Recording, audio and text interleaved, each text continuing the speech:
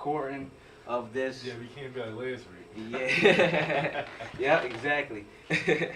But yeah, this is Real Talk Sports on 98.5 WNUW.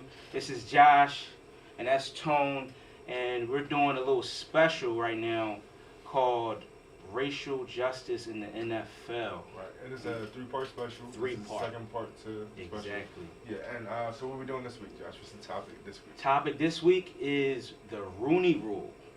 Yeah. Okay. Interesting, right? Last week we talked about the cap effect and its impact on the NFL and how that trickled down to the NFL today. Yeah.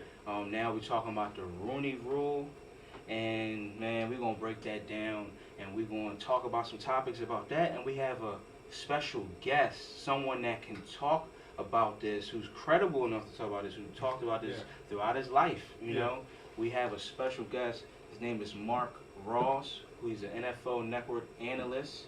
He was a former executive in the front office for the New York Giants. He won 2 Super Bowls with them. Yeah. And he also was a former Eagles scout, you know, with the Philadelphia Eagles, bringing in players for us. So we got a guy with a different perspective that can bring it all together once me and Tone break this down. So Tone, we're going to start talking about the Rooney Rule. This is something that doesn't get a whole lot of attention. Yeah. Like, all the time. A lot of people don't know about. And then not as many people know about it. Like earlier today when we were going over the topic and stuff like that, I had to break it down to my brother what the Rooney Rule was. Wow. And also, my friend Mike, and these are people who are into sports and they watch football avidly. See? So they still didn't know that this They rule know all existed. about it. it. Yeah. So this is us doing our part to, For sure, and to inform. educate, Yeah. So For sure. start off by just saying, what is the Rooney Rule? Well, the Rooney Rule is an NFL policy that was put in place to basically, encourage people to hire, black coaches or minority coaches. Not even necessarily hire. Yeah, well, But encourage them, but you bringing in them for an interview. You have to at least interview one for your head coaching position or even the front office position. So you're bringing in players and doing contracts and things like that. So that was a policy that helped with the interview process, to help put a foot in the door for us, because it was a time when we didn't have that foot in the door. It was a vacancy, or wasn't that representation in that house for us. Yeah, as far as that position itself, because you have the NFL who's with 70% black, and the coaching staff itself is less than 4% black. Yeah. And that's head coach and Front D-line, offices. all front office, everything. So the representation and the comparison from players to coaches, as far as skin representation, wasn't really made. Wasn't there, Yeah, at all. It wasn't a good look. So, this is a way of kind of creating equal rights for everybody. And this is a time where we're talking about social justice. And social justice is a big thing in the world. Racial justice. We want to push the envelope, push those principles out there, right? So this was something that was established in '03 after Tony Dungy. He was the coach of the Tampa Bay Buccaneers, who he got fired. After having a good season. You know what I mean? And he had a good season and got fired. Yeah. And then even Dennis Green, he was with the Minnesota Vikings, and he had got fired after having one bad season in 10 years. Yeah. And then you get fired. So this rule was a product of that. They seemed like, this is funny business going on. People pushed for it to be justice, and even with the rule, it wasn't just straight justice being served all the way, It was a rule that was named after, created by Dan Rooney. That's why it's the Rooney Rule. He was the former owner of the Pittsburgh Steelers, that prestigious organization. And shout out to him for that, because shout out to him. he plays a big role in this, and not only in setting these rules and setting the standard, but also he played along with it, because we see who's the long-term coach, who's been the long-term coach of the Steelers since I've been watching football, honestly. Same, me too. Yeah, so and Mike Tomlin. I've been seeing him 2 times a year. I like him as a coach. I'm trying to say that. And as a Ravens fan, you don't as like a Ravens fan, someone I know he's a great coach. But I know it for bad reasons though. And as of right now, since last week, before it was since he's been the coach of the Steelers, it's been a tied series between the Ravens and Steelers for 24-24. Yeah. And with the Steelers getting the win last Sunday, they kind of broke the tie. And now they're ahead in the Ravens in the Mike Tomlin era. So that's a big ups there. It big ups for sure, and Yeah. you know, and a lot of Dan Rooney, we could thank him because, like you said, he helped pave the way for guys like Mike Tomlin. Like we said, a lot of people said in that time it was really weird and there wasn't that representation. Yeah. So after that, we start seeing more head coaches being black. Yeah. Like since then, there have been 14. Yeah. You know that there were non-white coaches, so these people that are not just black but minority, and you know, but we've always seen them get fired after a few seasons. Yeah. The life expectancy, you know, in that position you have is your short. few, like consistent ones like Marvin Lewis in Cincinnati. Yeah. Mike Tomlin. Yeah, of course. You had Tony Dungy in Indianapolis for a while Mm-hmm. over there. But even with Dungy, he was very successful. So who knows how that would have went if he wasn't successful? Because, when they went to playoffs, 12 out of 14 years. Yep, they did very good. They you did know. very good. Yeah. So he had set a high standard. He's a great coach, and he's always been a great coach. So. Yep, and for sure, and I know a lot of people either forget about these things or they don't know about it. So this is why we're here to continue to help with the knowledge and the education of that.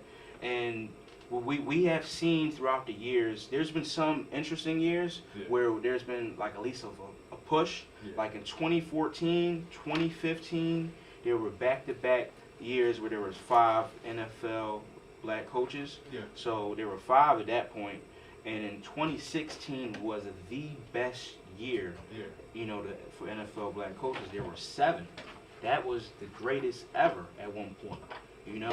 And that was very interesting to see that happen because that's now breaking the mold of things. And we finally felt as though we're getting a foot in the door. And the rule is really, you know, being what it said it would do. The whole purpose of it was to help us get in that door and to help more people be in that position. So we've seen that happen.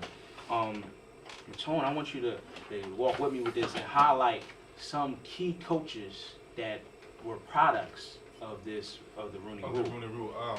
We can start with Mike Tomlin. Yeah, we can start with Mike Tomlin. Yeah, of course. So with his future bowls, implementing the rule and standing for the rule and saying, hey, like, as one of the owners, I think that it's unfair how some of these black coaches get treated as far as getting a job or opportunity to get a job in this league, and I'm going to stand up for it. Because he could have easily been slid himself under the other 31 coaches who didn't say anything and just kept it pushing, you know? Yeah. And even if he still hired Mike Tomlin, that could have been his hire. That was the coach that he liked and moved forward with it, and it could have been nothing else said about the situation. Yeah, but he still implemented and said, hey, these coaches should get equal opportunity because there's no reason why Tony Dungy should have lost his job in Tampa Bay. Tampa Bay, it makes right. no sense. And then You had a winning record. You had a winning record, and you go from there, and they have one of the best coaching runs in Indianapolis with you, Peyton Manning, Marvin Harrison. He basically built a dynasty over there. Yeah. Yeah. So to go from that to that, and you can't really see the lack of talent or skill and his coaching ability. You kind of have to look for something to be the answer, you know. Yeah. So I think Tony Dungy was the poster child for it because right after he got fired, the incident, they started talking more about it and brought more attention to it, and then the recovery after he got fired made the rule look more, what's the real word? Made it more reasonable, like you understood it more. Yeah. Because it clearly showed that this man was not given a fair chance because he was black. Yeah. And it clearly showed it wasn't because of his coaching ability, because he went somewhere else and been a very successful coach, and he was competing at a high level of a championship tier level for a decade. So it wasn't because of his coaching ability at all. So those 2 coaches themselves, I think, are the poster child. Yeah, yeah. I agree. Perfect product of this Rooney Rule and what it means and how it changes the culture of the NFL going forward. For sure. Mike Tomlin was probably the number 1 poster child of it. Probably maybe he won Super Bowls. He was with the Steelers, who, like I said, the owner, the role is named after him. Yeah. Mike Tomlin has so many Hall of Famers under him, like Big Ben, Antonio Brown, Hines Ward, Jerome Bettis. Yeah. You know, so you had a lot of Super Bowl wins, playoff key wins, even against prestigious organizations like the New England Patriots. You know what I'm saying? So this is a winning coach here, and he's been known as a coach that brings discipline, a great culture, teaching, you know, be able to elevate players and help them through situations and just create a winning culture. So he has been respected, and when we have these coaching organizations or meetings, when they meet up in summer times and things, he's there leading things. He's a part of. He's one of the few names that are there at the head of talks and discussions, creating new opportunities for people. You know, and Tony Dungy, like you said, is a great thing. He was the first African American to win a Super Bowl. Yeah. You know, so that was a big achievement. And it was, you know, even at that time, it was long overdue. Yeah, long overdue. With the Indianapolis Colts, he did it, and who was he with? Peyton Manning, another Hall of Famer. Who you know, brags about how good of a man and a coach he was for him, and how valuable and how important he was to his career. Right. He had guys like Dwight Freeney, guys like Jeff Saturday, Reggie Wayne, Marvin Harrison from Philly. You know what I'm saying? Like, so it's a lot of people. The list goes on. He helped create change. These guys were great people, you know, that were these poster childs of the rule. And even a guy, I would like to highlight a guy named Jim Caldwell, who also coached Peyton. When Tony Dungy was done and gone, and went on to broadcasting with NBC, what's it called? Jim Caldwell came in. He coached the. And wasn't that the first time in NFL history where coaching job that was preoccupied by a black coach went into another black coach? Yep.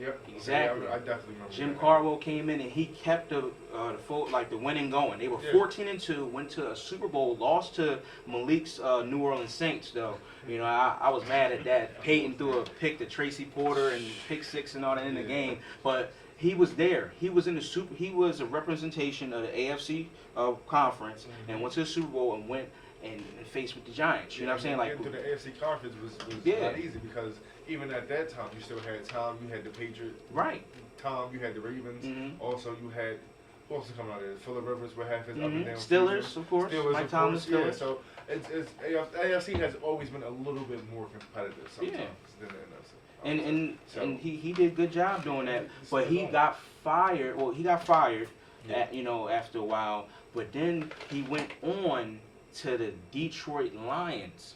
But for a long time they were saying Jim Caldwell, why is this man don't have a job? He was 14-2. He went to the Super Bowl. Boom, boom, boom. Why isn't he getting a job? They were saying that a lot of people were like, of course, people know who they're going to hire. You know, and they'll bring in somebody for a sham interview, just bringing them just because they don't want to get fined and things like that. And they would just face. They make sure that they check off the list. Exactly. We even had an organization called the Detroit Lions. They had Steve Mariucci. I like Steve Mariucci. He's a good guy.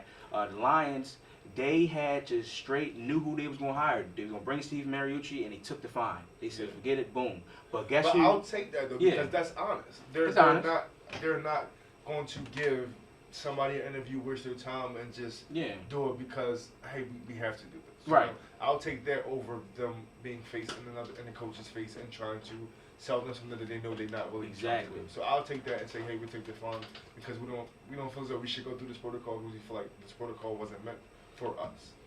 Makes sense. Yeah, it makes sense. Yeah. So I'm not too mad at that decision. But the universe worked right, and it came back. Jim Caldwell was the coach of the Detroit Lions later on. Like, you know, he was the coach of them, and he had a winning record. Went to the playoffs. He faced the Cowboys, and that's when the whole Des Bryant situation happened. No, not that year. That was the year, but you know, the Cowboys had won that game and stuff. But he went to the playoffs and everything. But he got fired after having a 9-7 season. Went to the playoffs and everything. Got fired, bro. So, and he never got a job still to this day. And they're saying that like this is crazy. This is ludicrous. This guy had a winning season, then got fired, and then guess who they brought in? Like later on down the line, they had Matt Patricia, and guess what he's done? He just now is getting the same amount of wins as Jim Caldwell did in one season. You know what I'm saying? And still got his job to this day. Hasn't got fired. No. And his culture, people says bad things about his culture, about his team. You know what I'm saying? Like the people within. So he's going to get fired soon. But you see what I'm saying? You had a guy who was winning. And, you know, he gets fired. Then you got a guy who's losing and he still got his job. So there's a lot of injustice going on. So, you know. But, Tone, what do you have for us for our music break? Because when we get back from our music break, I'm going to tell you how we can create a better black representation or minority representation in the NFL in the head coaching positions and the front office, which means GMs, vice presidents, player evaluations, lots of things like that. And I'll probably tell you some more upcoming coaches to be on the lookout for as well. But don't forget, we'll have our special interview with Marc Ross, NFL Network's Marc Ross, former executive of the New York Giants, won 2 Super Bowls, and he was with the Philadelphia Eagles. So be on the lookout for that as well. But before we even get to his interview, we'll be talking about how we can create a better representation, in the NFL for minorities and things like that. So be on the lookout. So Tone, what do you have for us? We got a little throwback. It's Thursday. I'm not doing Throwback Thursday time. Yeah, of course. I mean, I'm a fan of Wale. I'm pretty sure you're a fan of Wale. Of course. Yeah, of course. You got Phil Sneak in there too. So ambition, huh? Yeah, of course. We're gonna have some ambition for these black coaches to get these jobs. Exactly. So we'll be right back on 98.5 WW. We got Wale, Meek Mill, Rick Ross, ambition. Ooh.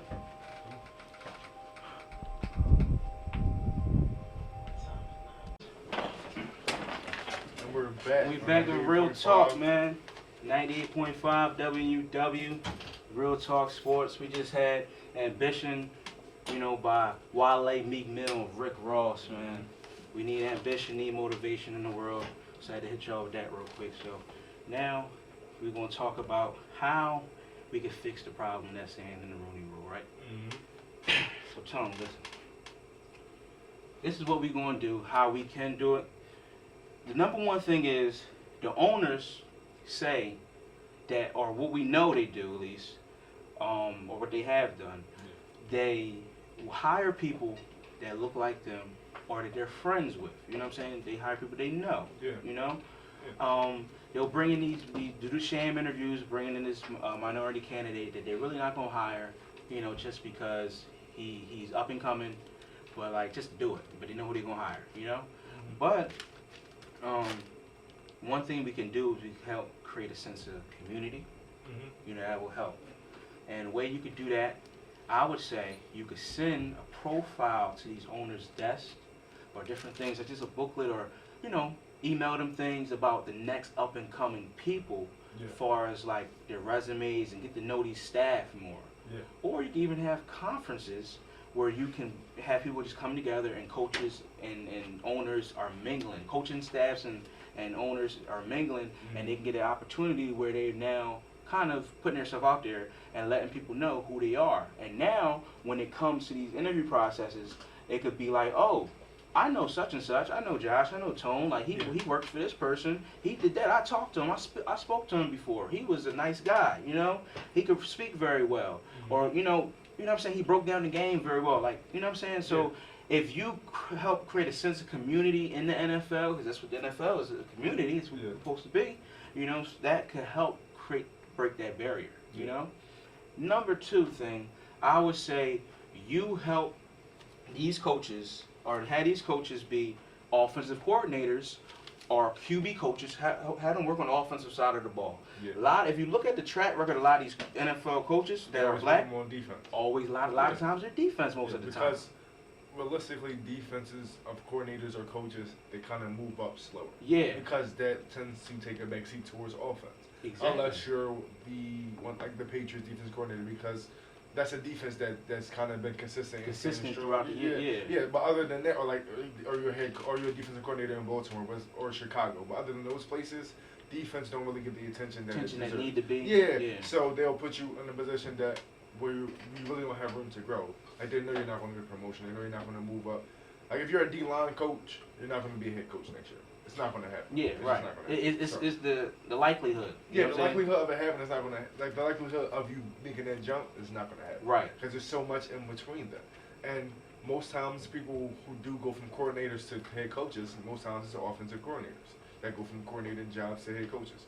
Or wide receiver coaches go to offensive coordinators, then they go to head coaches. But it's not too many times you get a D-line coach to go to the defensive coordinator job, exactly. and then get a head coaching job. No. The road is a little bit harder, but normally you know, we have these coaches. A lot of these black coaches are former defensive coordinators, work the defense side of the ball. Yeah. But if you give them opportunity to work with the quarterbacks or the offense, but specifically the quarterbacks, a lot of QB coaches make jumps because this is an offensive league. People like points. They like quarterbacks. They like the Patrick Mahomes of the world, the Deshaun Watsons, the MVPs. That's like you know what I'm the saying? first priority of a head coach is to make sure that you and your quarterback relationship is up to par. Exactly. It's second to none. Yeah. So if you're known as somebody who's good working with quarterbacks, they see you as somebody who can manage an entire team because that's the head of the team. Once you control the quarterback, not control, I feel like a better word. Right, yeah. Once you have that relationship, you have that rapport, the quarterback's comfortable with you and trusts you. And you can make them excel. The rest of the team will follow through. Because if you got the quarterback's trust,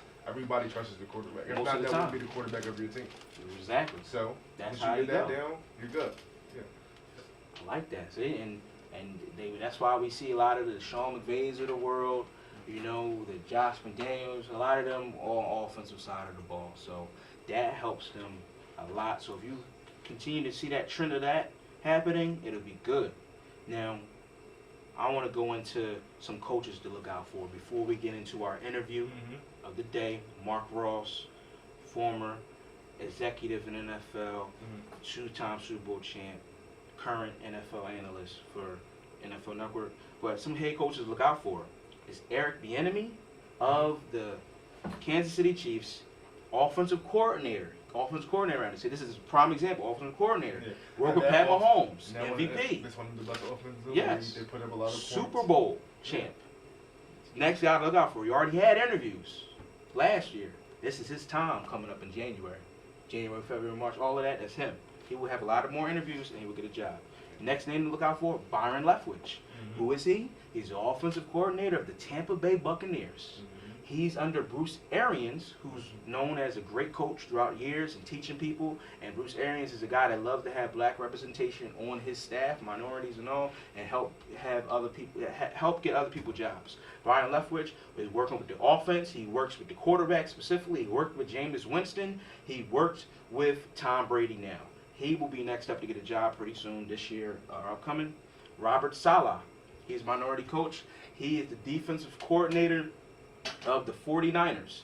We know that defense is ferocious and crazy throughout the year, especially last year. They went to the Super Bowl, and he's known as a player motivator. The team love him. He's full of energy on the sidelines, and he gets these guys ready to play every week. So he's going to make that next jump. Next name, Todd Bowles, defensive coordinator of the Tampa Bay Buccaneers. Same little thing. He was a former coach already. He was with the Jets. Yeah. He did well at one point, then it's the Jets. You know, it kind of is a place to kind of fall at. But he's with the Tampa Bay Buccaneers, back with Bruce Arians, and Bruce Arians will help him get another job like he did before. Last name, Chris Bouchard. He was the defensive back coach for the Dallas Cowboys. Not this year, last year. Of course, they need him this year because they're corny right now, especially in the defensive backfield. But Chris Bouchard is a guy who created he was the guy that helped create that ferocious Seattle defense in 2013 that won the Super Bowl. Yeah, you know, that covered 3. Yeah. He helped with cornerbacks. He's a team motivator. Yeah. These guys will be up and coming for jobs, you know, this year, next year. And there's a lot of other names, but I just want to highlight a few. And for everybody that's fighting, keep fighting that good fight. You know what I'm saying? So, and Tone, what do you think about these the coaches upcoming? Are you ready to see another shift? I feel like the head coaching job and his position itself is kind of going to go parallel to the quarterbacking job in the NFL.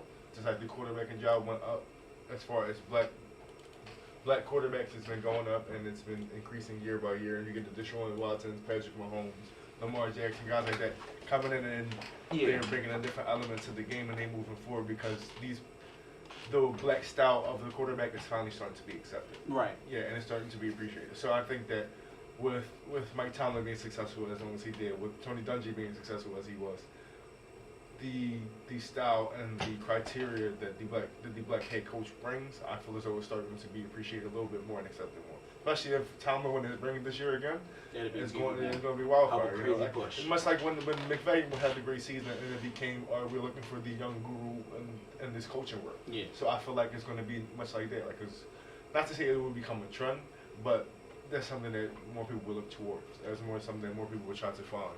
But then coaching free agency, they will try to look for these coaches because they feel like they have something new to bring towards the head coaching job that nobody else has. Okay. So I think these guys will get some jobs moving forward for sure. Sounds good. Well, Tone, we need one more music break before we get to our interview with Marc Ross. So, Tony, what do you have for us today? Before we get to this special event. We got another one of Magic Move's favorite artists. Hey. Cole with a Rise and Shine. Hey, J. Cole, Rise and Shine. Guys, continue to hang with us because when we come back from this music break, we'll have the interview with Marc Ross from the NFL Network, former executive of the NFL, of the Giants and the Eagles, and he won 2 Super Bowls. So stay tuned and we will have that great interview. Radio reinvented.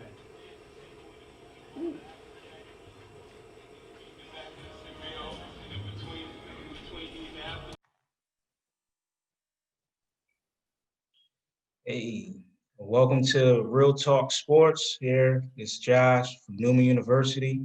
I'm a senior in college, studying communications, and I have a radio show called Real Talk Sports, and we're doing a piece called Racial Justice in the NFL, where we just discussing things that are all under that umbrella.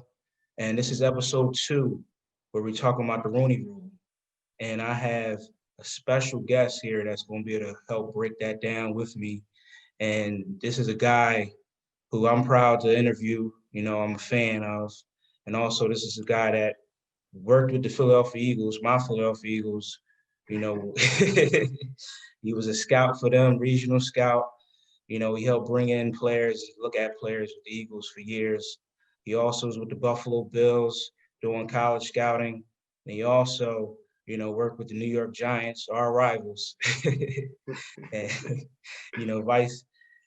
vice president player evaluation. And he helped bring people over there as well. And he won 2 Super Bowls. He's a Super Bowl champion right here. Proud to, interview him. And he's also worked for the prestigious NFL Network. He's an analyst for them as well. And this is Marc Ross. How you doing? What's up, Josh? Thanks for having me, man. My pleasure to be here. Yeah, man, it's good to speak with you, and I appreciate you for the opportunity. I just want to open it up and kind of get the people knowing you a little bit more. Sure. Like I said, you started at Princeton University. That's where you went to college at, and you played wide receiver there as well. Yep. And you broke some records over there. Yeah, had a few. Yeah, this is a very credible guy right here. But you got your degree in sociology, right? Right. And you got your master's in sports management. Right. Yeah. I just want to know your inspiration of going the regional scout route, player evaluation route, front office route. What made you do that? Right. So, when I was at Princeton, I played football there, as you mentioned, had some records that still stand. But yeah, when I played, I knew I wasn't going to make it into the NFL. Had some workouts, but just ultimately wasn't good enough, So, but I always had my eye on the future of working in the sports industry.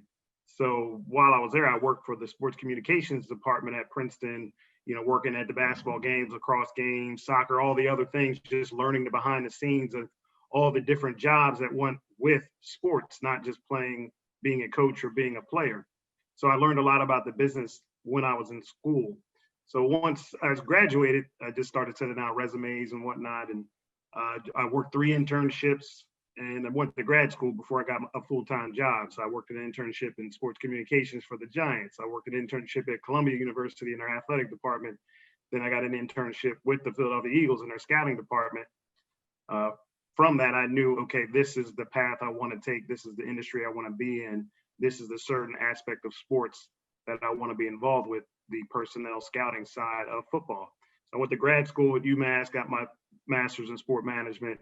After that, the Eagles hired me full time. From that, my career just started taking off.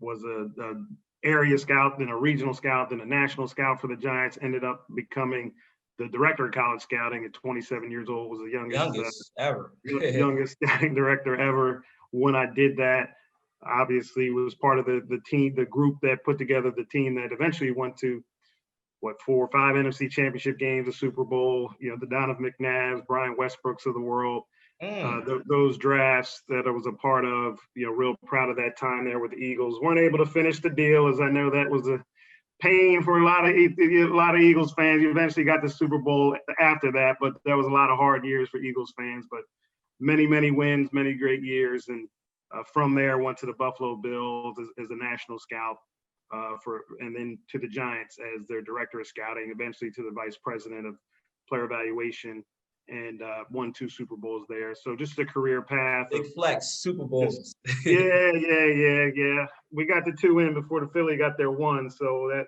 it was what it is. All funny. Still happy for the homies. I'm from the Philadelphia area. A lot of family still there, all over. So, so basically the career path, it just one thing lead to another. Just do a great job while you're there, work hard. You have to have a talent for it as well, and an eye for the scouting. But basically, network and do a good job and put yourself in a good position to go to the next step. Further, pretty much, yeah. And you said when you was with the Eagles, you got credit of bringing in Donovan McNabb, Brian Westbrook. He was a part of those drafts. That's an amazing accomplishment. Yeah, Trey Thomas, Lito Shepherd, Michael Lewis, Sheldon Brown. I could go on and on with those guys. Everybody that was a part of the conference championships. And stuff. Yeah, basically the core of that team. When I got there, Troy Vincent was already on the team. They had signed him as a free agent. Those guys started it. The Troy Vincents and the Brian Dawkins of the world kind of started the upswing with their talent. But that core group of young players, starting with Donovan and Trey Thomas and those sort of players, and kind of took it to the next level. That's lovely, man. Now, when you was with the Giants, I hate to talk about my rivals, but we could talk about my you got your Super Bowls with them. But I know that's a great moment for you. But another great moment that I want you to elaborate on, that you was credited with bringing in Victor Cruz, and his accomplishments. Right. He helped win that Super Bowl. So how was that whole process, or what other achievements you could talk about with the Giants? Yeah, well, with guys like a Victor Cruz, it's not just one person who, it's a whole department, your organization, your scouting department. That's why you have to have a strong scouting department, everybody on the same page, where, a player like Victor Cruz, who was really just an unheralded player at UMass. We just signed him as a local free agent just because he's from Paterson, New Jersey, right around the Giants facilities and whatnot. So we really just you always kind of sign those sort of players who are from the area you're in. And he did well in training camp, got out there and showed out when he had a chance in preseason games and made the team. And then eventually became the Salsa King. Yeah, that was when he really had his big coming out was against the Eagles. I still remember the play. We just ran a little dart route there and then took it upfield, and the first salsa was right there at Lincoln Financial Field. And it went from there, and it took off. It took off from there. Yeah, definitely. Pro Bowler. I love that, man. It's good to see, the route that you took. A lot of grind was in it with the, internships and working with the Eagles, Buffalo Bills, New York Giants, and becoming the youngest, of that group to do that. So how was it to be the youngest, to be, the high prestige position you had? Yeah, it was definitely, my whole life I pretty much have done things at an early age and kind of been successful. But at the time, and we had a real veteran staff at the Eagles, a lot of old scouts who'd been around for 20 years or so. And the football ops director at the time, essentially the general manager's name was Tom Modrak. And and I actually remember sitting down and saying, what are these guys going to think of me, you making me the director? And they've had so much more experience. And he said, I believe in your talent. I know what you can do. Don't ever doubt yourself, your abilities. I'm putting you in this position for a reason. And when he said that, it was just like, okay, he's got my back. I'm just going to do my job. I know I can do it. And and it just gave me that much more confidence to not worry about. You can never worry about outsiders or doubters or haters or from trying to stop you from what you're trying to accomplish, and to keep you back from the abilities that you have. Yeah. See, now going to the meat of the whole discussion, Mhm. Rooney Rule. And Right. Rooney Rule was something that was in place to help people that look like me and you that Right. have more Black representation in, coaching staffs or head coaching and even Yep. front office positions like what you're doing. You're right. I just want to know, did you face any discrimination or miss out on any job opportunities because of your color? Right. Yeah. So the Rooney Rule, just for people who don't know, was put in place by the NFL in 2002, 2003, I believe, by Dan Rooney. He was the owner of the Steelers, and a committee, Yeah. because the hiring in the NFL was so bad that there was only at the time maybe one or two Black head coaches and no Black general managers. And it was just job after job after job where minorities were not getting hired.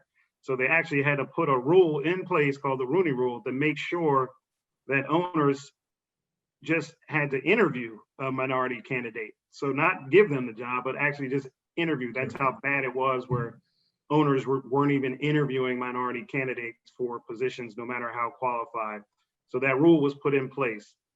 So they had to interview one before they made a hire. But what started happening was the owners had already had their minds made up Who they was. with who they were going to hire anyway. So they just started really making a farce of the rule, where they would just interview a minority candidate just to get it out the way without any serious consideration for actually wanting to hire that person. So what you saw started happening was, let's say you're the Eagles, you're hiring a head coach, they would just interview the Black position coach that they had in the building with no That's intention because. of hiring him. Yeah. So what happened with me was, during my, the glory days of my Giants run there, where I kind of was the number one Rooney Rule candidate, where they would go to, just because I had accomplished a lot, and I had my backgrounds were better than anyone's, my accomplishments were better than anyone's, and just on the surface you would look and say, man, this is an amazing candidate.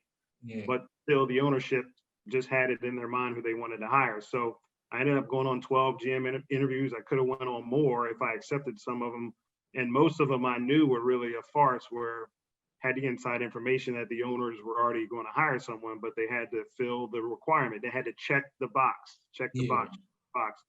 So after each interview I had, the owners would always say, you did a wonderful job. It was tremendous. Well, what can I get better at? Nothing really. You're going to be a GM one day. You're going to be a GM one day. Okay, why didn't I get the job? Well, we just felt more comfortable with the person they hired. We felt better with the person we just knew him. So it never came down to actual accomplishments or the presentation or the interview itself. It just always came down to owners telling me that they just felt more comfortable with other candidates. And you still see that to this day in the NFL and other industries and other professions. So that's just a normal way of life that minorities have to deal with.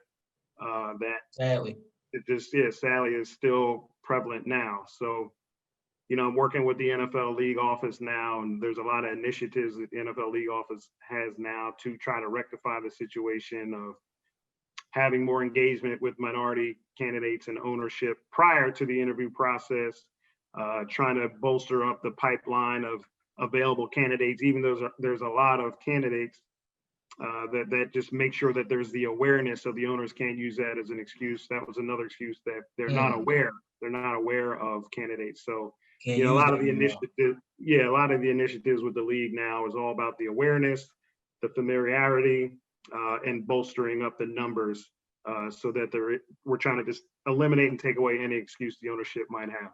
Yeah, that they might have, and then that's good to do that. And you said you work with NFL Initiative, but also like on NFL Network. Well, what are you doing to help spread awareness? Yeah, so that's another it's wonderful that I'm on the network and with the league office, because it's the dual platform. And I can put, it's one thing to do it behind the scenes, but also to have a national platform to talk about these issues. And the NFL Network has really supported all the initiatives that the league office is taking, and you see a lot of the talent on air talking about the issues. They do a lot of programming talking about the issues where 2 years ago, 3 years ago, 5 years ago, definitely they just wouldn't even talk about it. Nobody wanted to talk about the issues at hand, where now at least there's the exposure to it and the acknowledgement to it. Now, there's still people that don't believe it exists, even in the face of all the evidence, but at least we're trying to make the inroads and trying to make the change and make more people aware.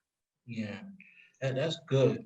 Because I know, like I said, I'm a big fan of Info Network, and I've seen like a little push that they're doing as well. And Yeah. it's always good to have support, because if you have support, you can make things happen. You got people in those higher places that can help create the push and create the change and change the narrative as well. Yeah, no doubt. And that's what it is. You have to change. You have to change. But you can give people knowledge and give them wisdom, but it still needs to be the change and understanding. You can't change the way people think. They have to do that on their own. Yeah. But as long as it's out there, at least if there's the awareness, at least there's a potential for change and changing the way people think. I have like a theory or like a way that like we can help change, and I want you to elaborate on this or give your Sure. own thoughts as well. The way that we can help bring more Black representation into the NFL. And I mean, it all starts, of course, with the owners, because at the end of the day, like you said, the owners have these sham interviews where they already bring in this person and things like that. Right. But I think it's all about, like I said, I'm a communications major. Yep. It's all about relationship, help create Yes. that relationship. So I think a lot of these owners too are hiring people that look like them, but also hiring their friends, Yes. people that they know, it's in that circle.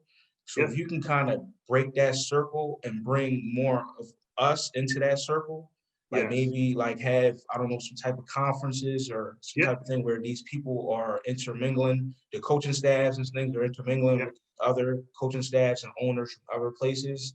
Yep. And they get a sense of knowing these people. So when it's Yeah. time for interview process, I could think of Josh or whoever, I seen him before. I know his work. I see, what I'm saying? And Yep. you seen people like your Giants, Joe Judge, he get hired, because he know Bill Belichick, because he know, Nick Saban, because he was on these staffs, Yeah. Yeah. So No, it's you're crazy. Yeah, you're 100% right, and on all those points, and those are the stuff we're trying to do with the league office is create that so there is no barriers, create it so they do feel comfortable. Just one step, just to talk to your point about that, there's been 11 Black general managers in the history of the NFL. 9 of them worked for the team and then got elevated to the position. The 10th, he was a player on the Oakland, Reggie McKenzie. He played for the team. And Reggie, yeah. Reggie McKenzie, then he got the general manager position after years in personnel. And the last one, Rick Smith with Houston, he had worked with the head coach of Houston at the time, Gary Kubiak, in Denver, so he knew him to bring it over. So that's to the point of owners have to be 100% familiar with Black candidates on a day-to-day basis in order for them to feel comfortable hiring them. No, there has not been just an open interview process to say, this is the best candidate. He just happens to be a minority and we're going to hire him. So we got a long way to go, but we're working on it. And we see that gotta work. Or like you said, make sure they know, bring a profile to these tables, send some mail to them, these upcoming candidates, you know what I mean? The running backs coaches really well, or whoever. I think stuff like that can help majorly. Yes, yes. And speaking of people that's, up and coming, who do you think is people that we should have on our radar of like the next up and coming head coach, Black head coach or Black general manager, vice presidents, who should we be on the lookout for 2021 or even 2022? Oh man, there's so many. I don't want to point out specific names. The big names, the Eric Bieniemys of the world. It's a crime that he's not a head coach already, and the Robert Salahs of the world. But there's a lot of candidates throughout the league, both on the coaching and personnel side, that they'll get their opportunity, they'll get their chance this cycle, hopefully in the next few cycles. But I don't want to single out too many guys, but it's there's a nice group of candidates that we're hoping get their shot.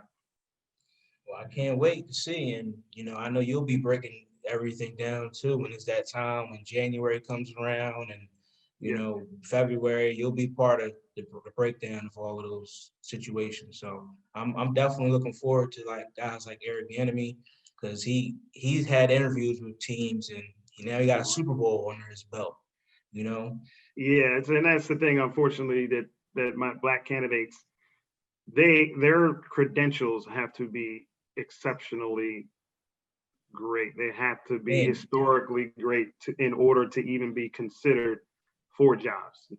Whereas, non-minority candidates, they don't really have to have much to go on. It's just, hey, we like this guy. He's, the whole Sean McVay hiring experience where he got a job, he did well, and then everybody the next hiring cycle was anyone who had ever worked with Sean work McVay. With him, friends, cousins, whoever. Yeah, got jobs. So that's the stuff we're trying to break. Those are the sort of unfair hiring practices we're trying to change.